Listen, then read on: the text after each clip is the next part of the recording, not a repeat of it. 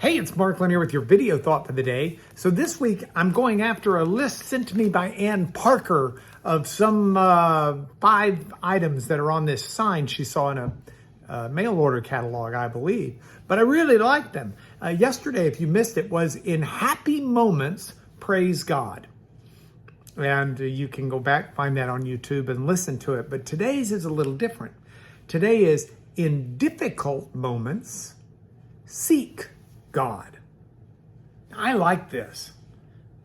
I like this a lot because life is full of difficult moments. I was visiting with a friend of mine yesterday who was telling me about the difficulties at his job that he used to have. And I mean, he had a tough job, overbearing superiors, too much work to do, not enough time to do it, really, really tough situation. And one where he was trying to constantly seek God in that situation. I got an email, actually it was a real mail. They still have that, a card that came in the mail to me yesterday. It didn't come yesterday, I read it yesterday. And it was from a marvelous, marvelous godly woman talking about all of the cataclysmic things that had happened over a period of several weeks in her life, how difficult life was, and that she was constantly praying to God. Remember, you said you wouldn't give me more than I can handle and walk through. You know, we're getting pretty close to that line here. And I thought, wow, what raw honesty, because difficulties set upon us. We have difficulties in this world with ourselves. We have difficulties in this world with others. We have difficulty in this world with jobs. We have difficulty in this world with money or finances, difficulty with relationships, with family. There are so many ways we have difficulty. And the biblical injunction is in times of difficulty, seek God. Now, why? What does that mean? What are the practicals of this? Well, to me, there are kind of 3 things that I do when I'm trying to seek God through difficulty. And maybe it's even 4. Depends on how you count them. But number 1, I ask myself, what lessons are there out there that God's trying to teach me in this moment?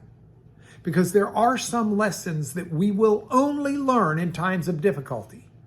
It might be something that drives us to God, and when we're not going otherwise. Might be something that drives us to purity when we're really needing something because we're not finding it within ourselves. Might be something that drives us to obedience in areas where we're not being obedient. It might be something that drives us to fill in the blank. But what lessons do I need to learn? And then the second thing I do is I try to seek the presence of God. And in some ways, this may be the second, but it may also be the third thing, depending on how you count. Because not only do I want to find the presence of God, but I want to find the right posture before Him. I want God to know in the midst of my greatest difficulties that I am committing myself to Him, that I'm dependent upon Him, that I want nothing more than what He wants from me and nothing less than what He wants from me. And that dependence upon God is part of seeking His presence in my life to walk through that difficulty with me. And then that brings me to the third or fourth thing, and that's deliverance. In times of difficulty, I am looking, I am praying expectantly, and I am waiting and watching for God to deliver, because God promises that He will. And when He does, I want to continue to be reliant on Him. You know the story about the airplane pilot. He's going through the storm. He can't do it. He's worried he's going to crash. He prays to God, God, just get me through this storm. And you know, I need you, I need you, I need you. And then he breaks below the cloud coverage, and there's the airport. He looks up and says, God, I've got it from here. No, I don't want to be that way. I want the deliverance of God, and then I want to continue to always try and find His presence in my life. Psalm 70 verse 4 says, may all who seek you, God, rejoice and be glad in you, because God is great. So in difficult moments, seek God. You won't regret it. That's your video thought for the day.